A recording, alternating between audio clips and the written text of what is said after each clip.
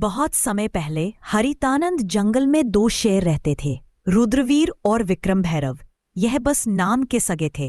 खून का रिश्ता था, लेकिन दिलों में जंग छिड़ी थी। प्रिय, मेहनती और दूरदर्शी राजा रुद्रवीर और दूसरी तरफ था लालच और अहंकार में डूबा विक्रम भैरव। सुन लो हरितानंद के सभी जीव जंतु, यह इलाका रुद्रवीर का है और यहाँ के नियम भी रुद्रवीर के होंगे।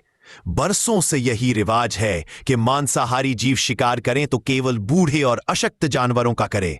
कभी भी जवान और सक्षम जीव पर पंजा उठाने की भूल मत करना, वरना सजा ऐसी मिलेगी कि आने वाली पीढ़ियां भी याद रखेंगी। हमारा जंगल तभी फल फूल सकता है जब हर प्रजाति सुरक्षित हो। महाराज, मैं हूं मीनू चूहा। अगर मेरी बात सुनने की इजाजत दे तो मैं कुछ बोलूं। मीनू चूहा कहना क्या चाहते हो, खुलकर बताओ।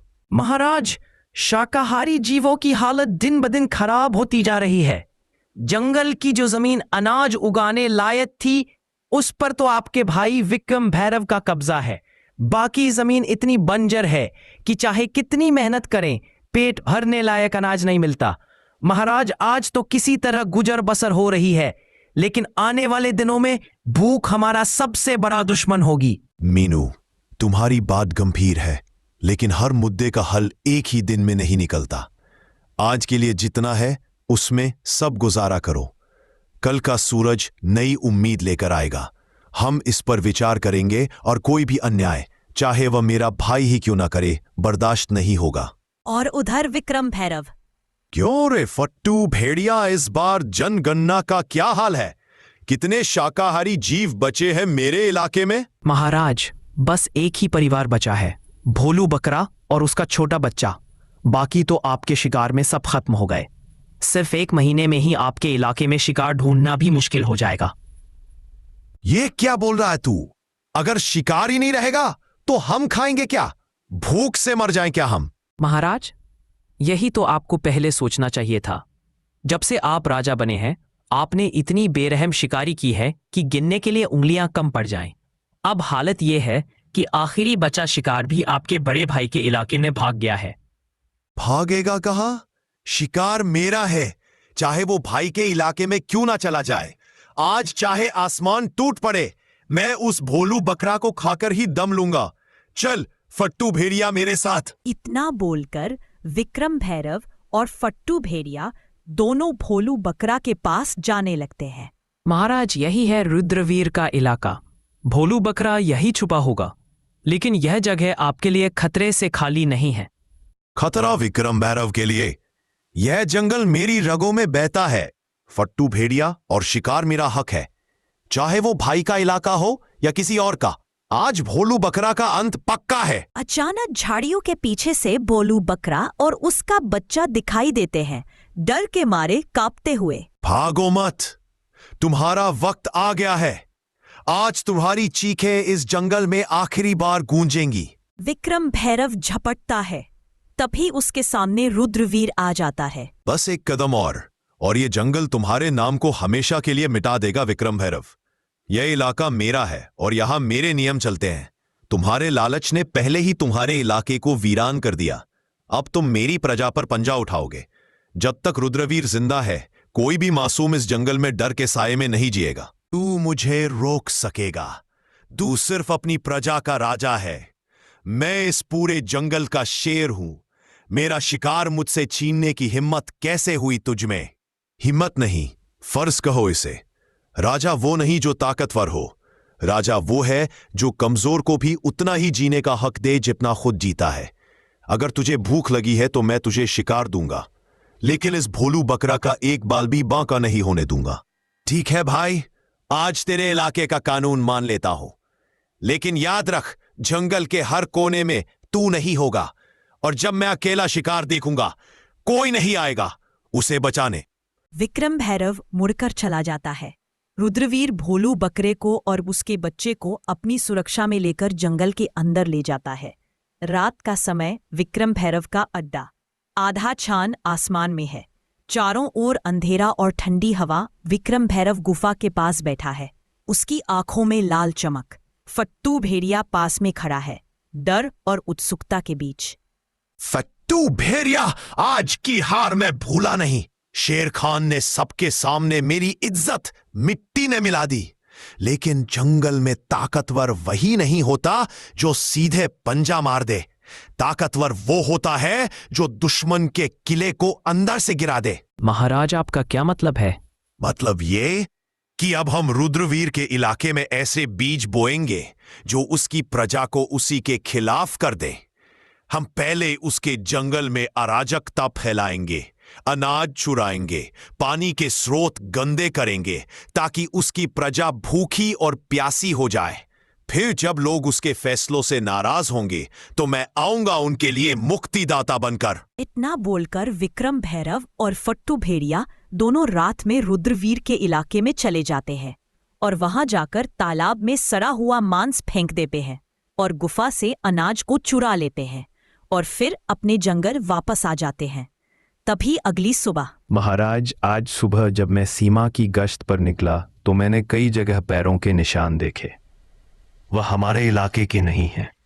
ऐसा लगता है कि कोई रात के अंधेरे में आया, चोरी की और फिर वापस चला गया। यह सिर्फ पानी और अनाज की कमी का मामला नहीं है महाराज, यह किसी बड़े षड्यंत्र की शुरुआत है। मैंने अपने कानों से सुना है महाराज, पिछली रात पहाड़ी के पार कुछ अजनबी भेड़ियों की बातें हो रही थी। वे कह रहे थे जब भूख बढ़ेगी तो राजा पर शक खुद उसकी प्रजा करेगी। यह शब्द मुझे बेचैन कर रहे हैं। महाराज, हमें जल्दी कुछ करना होगा, वरना भूख और डर हमारी एकता को तोड़ देंगे। महाराज, मैं तो बस पानी लेने तालाब गया था, लेकिन वहां की हालत देखकर मेरा दिल बैठ गया। पानी में से सड़ी हुई बदबू आ रही है, मछलियां ऊपर तैर रही है। अगर ऐसे ही रहा तो ना हम पी पाएंगे ना फसल उगेगी। मुझे तो लगता है कि यह काम किसी अंदर के गद्दार का भी हो सकता है जो दुश्मन का साथ दे रहा है। महाराज, मैं आपसे एक बात साफ साफ कहूंगी, यह काम सीधा साधा नहीं है। यह योजना किसी ऐसे के दिमाग से निकली है जो हमें अंदर से कमजोर करना चाहता है। विक्रम भैरव के पंजे सीधे हमारे इलाके तक नहीं पहुंच सकते, लेकिन उसकी चालाकी जरूर पहुंच सकती है। अगर आप कहे तो मैं रात में गुप्त रूप से उसके इलाके में जाकर पता लगा सकती हूं कि वो क्या साजिश रच रहा है। तुम सब मेरे परिवार हो और इस जंगल के रखवाले भी। विजय घोड़ा, तुम सीमाओं की चौकसी दोगुनी कर दो। बलवंत हाथी, तुम अपनी ताकत से पानी के तालाब को साफ करने में मदद करो। ढोलू गधा, तुम गांव-गांव घूमकर सबको हौसला दो ताकि डर फैले ना पाए।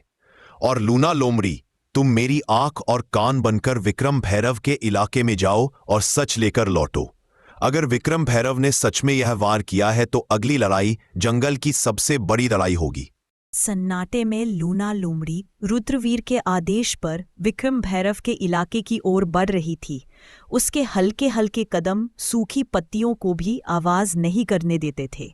आज उसका हर सांस, हर नजर मौत के साए में थी। मुझे सावधान रहना होगा।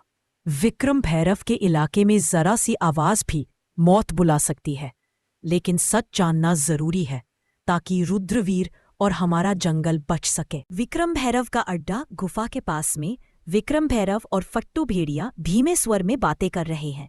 लूना लोमड़ी पेड़ के पीछे छुप जाती है। फट्टू भेड़िया पहला वार कामयाब रहा। रुद्रवीर की प्रजा भूखी और प्यासी है। अगला कदम यह होगा कि उनके बीच झगड़े करवाओ। अनाज और पानी के लिए लड़ाई होगी, तब मैं आऊंगा उन्हें बचाने के नाम पर। महाराज, लेकिन अगर रुद्रवीर को शक हो गया तो? शक से क्या होगा? जब तक उसके अपने लोग उस पर भरोसा खो देंगे वो कुछ नहीं कर पाएगा। याद रख फट्टू भेड़िया, शेर को हराने के लिए उसके पंजे नहीं, उसके दिल पर वार करो। लूना लोमड़ी यह सुनकर हैरान रह जाती है। उसके कान खड़े हो जाते हैं, लेकिन तभी पास में एक सूखी टहनी टूट जाती है और हल्की सी आवाज गूंजती है। महाराज, कुछ आवाज आई। कौन है वहां? लूना लोमड़ी तेजी से झाड़ियों में से निकलकर अंधेरे में गायब हो जाती है। विक्रम भैरव और भेड़िया उसका पीछा करने की कोशिश करते हैं, लेकिन वो लोमड़ी की फुर्ती से बच निकलती है। और अगली सुबह। महाराज, मैंने सब सुन लिया है। विक्रम भैरव हमारी प्रजा को आपसे अलग करना चाहता है।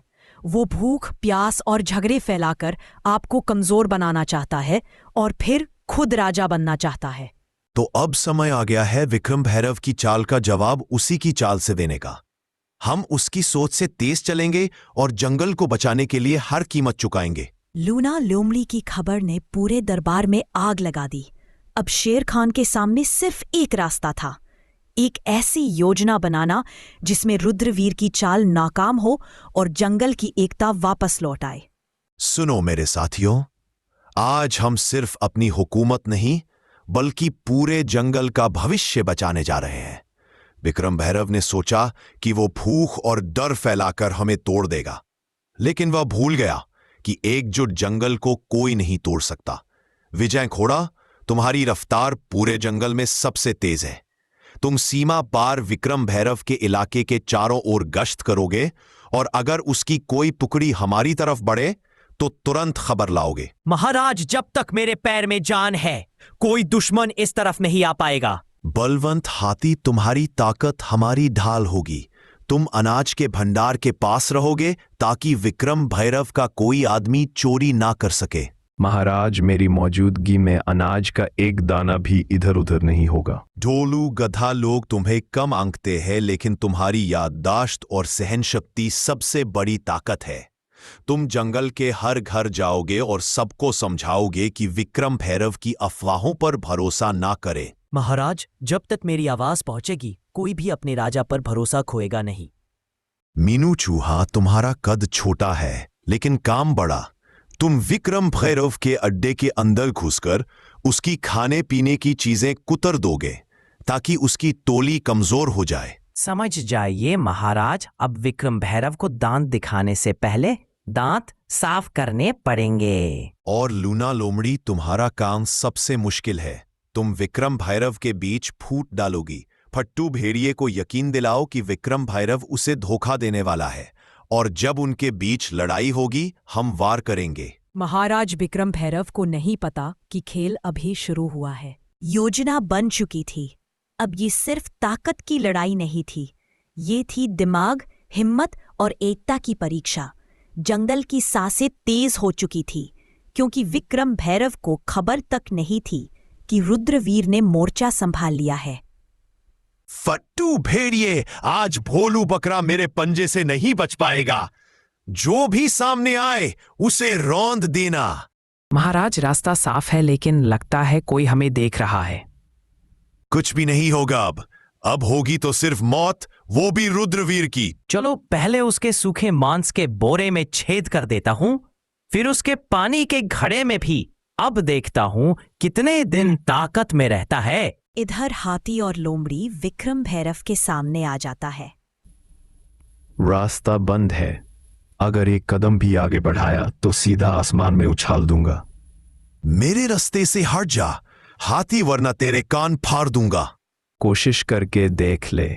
हाँ, फट्टू भेड़िए, सुना है विक्रम भैरव तुम्हारे हिस्से का शिकार खुद खाने वाला है। तुम उसके लिए सिर्फ नौकर हो। क्या वो मुझे धोखा देगा? सोच ले, अभी भोलू बकरा तेरे पंजे में आ सकता है, वरना विक्रम भैरव सब खा जाएगा। महाराज, विक्रम भैरव जंगल में प्रवेश कर चुका है। जल्दी चलिए महाराज।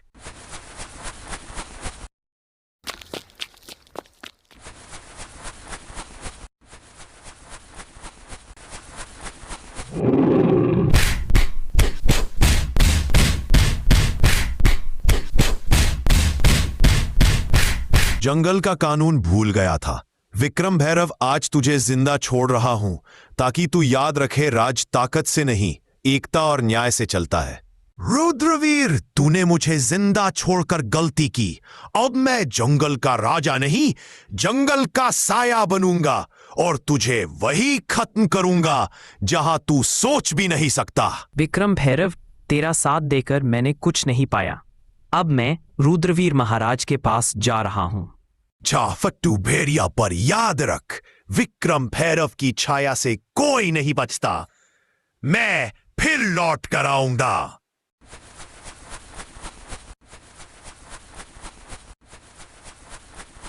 इस जंगल में कोई भी राजा नहीं है। राजा सिर्फ न्याय है और न्याय कहता है जो प्रकृति से विश्वासघात करे उसकी जगह